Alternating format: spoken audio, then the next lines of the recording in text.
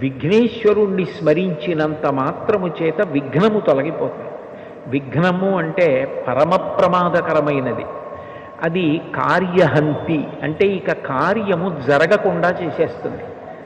ఏదో కష్టపడితే కార్యం జరగడం కాదు, అసలు ఇక ఆ కార్యం జరగదు, అర్ధంతరంగా ఆగిపోతుంది.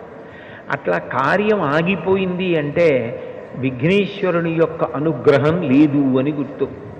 అందుచేత విఘ్నమును తొలగించి కార్యము జరిగేటట్లు చెయ్యగలిగిన వాడెవరు అంటే విఘ్నేశ్వరుడు. విచిత్రమైన విషయం ఏమిటంటే ఇంత గొప్ప అనుగ్రహం ఇవ్వగలిగినటువంటి విఘ్నేశ్వరుడు కేవలముగా తనకేదో పెద్ద ఉపకారం చేస్తే, చాలా గొప్ప పూజ చేస్తే అనుగ్రహించడం కాదు, పరమ తేలికగా అనుగ్రహిస్తాడు. ఎంత తేలికగా అనుగ్రహిస్తాడు అంటే 4 గరికపోచలు తీసుకొచ్చి ఆయన పాదముల మీద సమర్పించినంత మాత్రం